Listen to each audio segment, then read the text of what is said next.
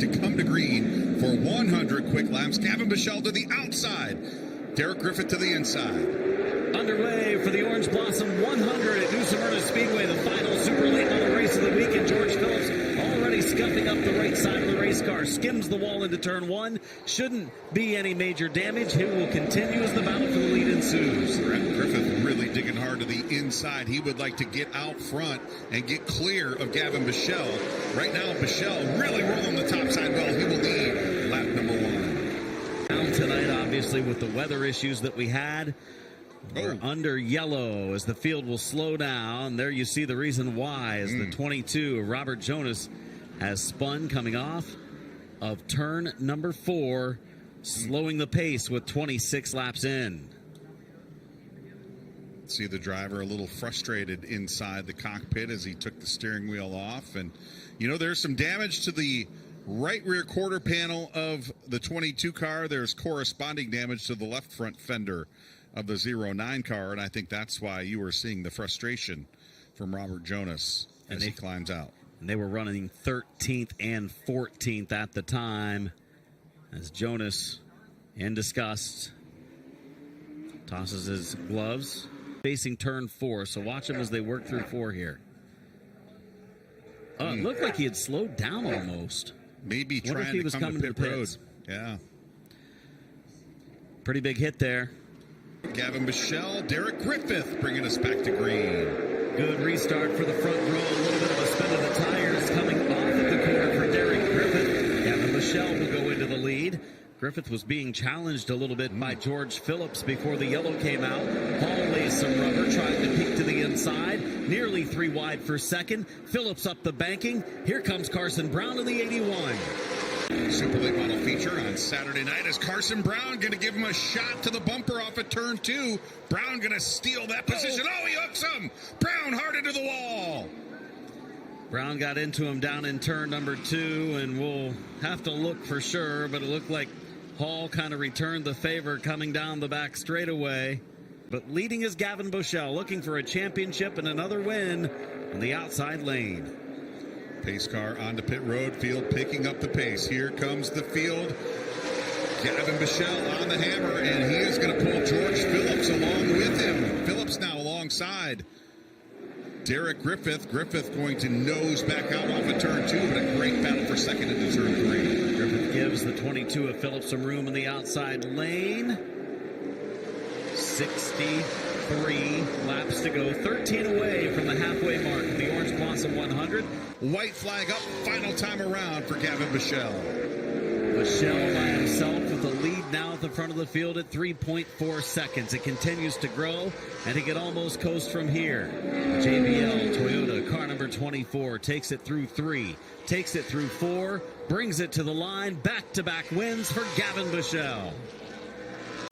As we are set for 66 laps, 602 modifieds come to the green. Tyler Perry with the double green flags.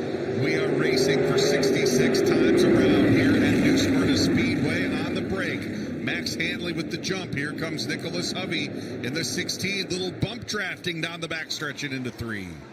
We are racing it all after the rain came through. A deluge, and there's a spin by the 2, bringing out what will be our first yellow flag.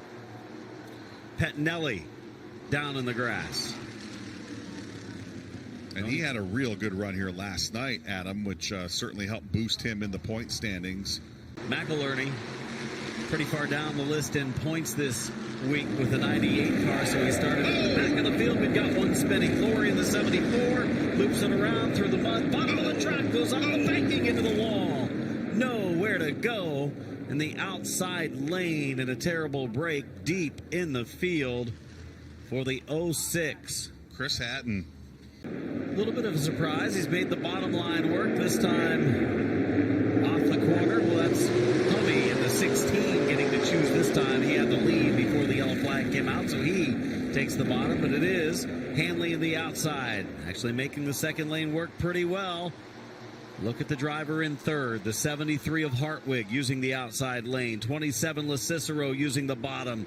Battle for the top spot at the line. Hanley has taken the lead back away. Look at that snarling pack of cars at the front of the the field. 7 cars, nose to tail and wheel to wheel. And look who has moved into 4th.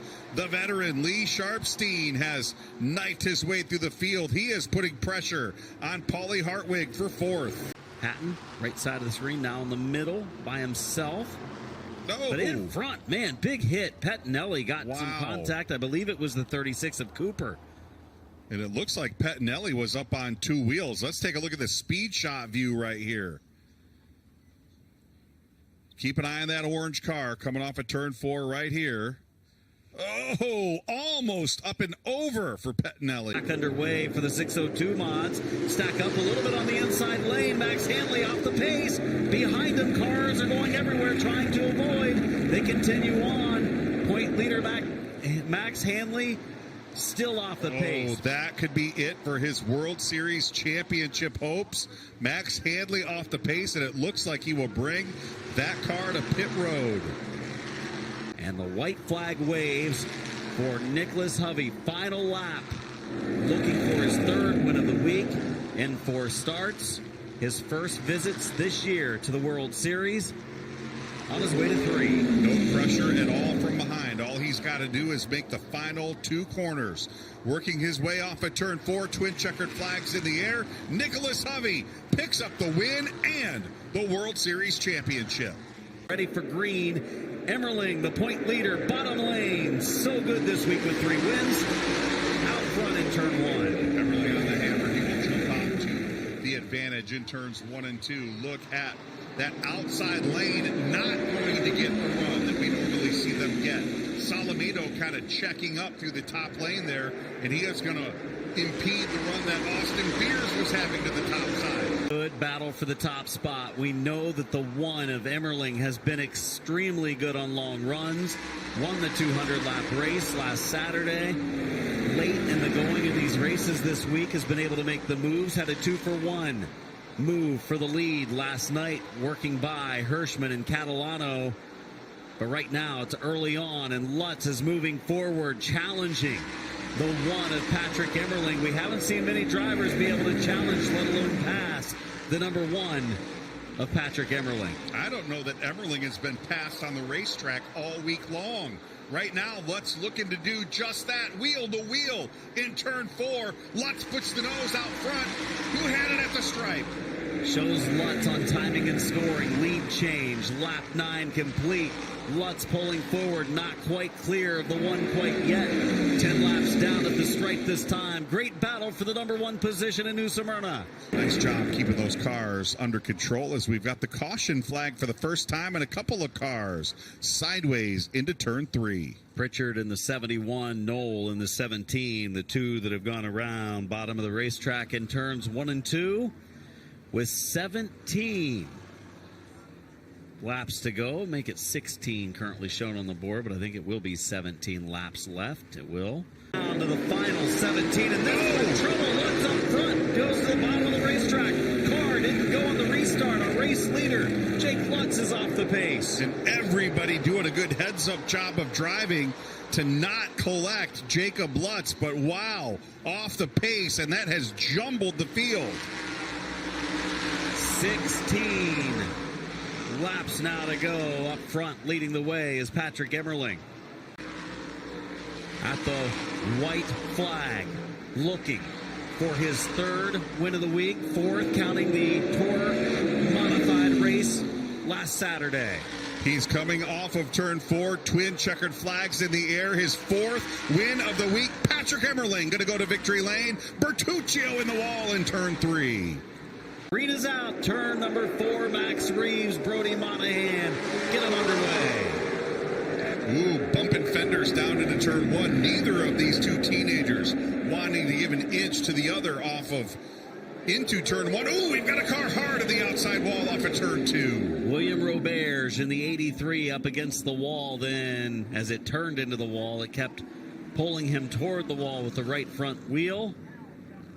And Max Reeves and Brody Monahan to try again. They were racing pretty hard on the opening start. Will they do it again? We'll find out. Green flag up. Last time through, they made contact. This time through, they make contact.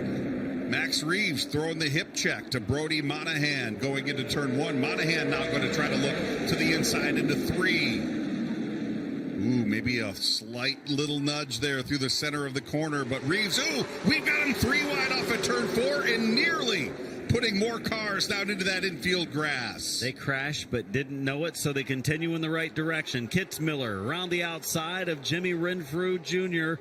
You know, you might think there are just 10 cars on the racetrack. It's one of the shortest races for this division of the week. It's going to be nice, calm, cool, and collected.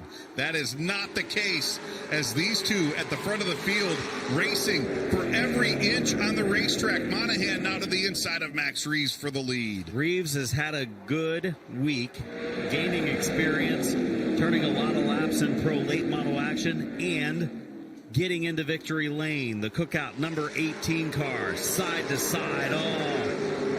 As they would say, Charlie, you couldn't put a piece of paper between them, but why would you want to? Why would you want to, right? Monahan taking the advantage by half a car length down in turn number 3, fighting back again on the outside lane, the 18 of Max Reeves. Could reach out and touch that other car. That's how I like to say it right there.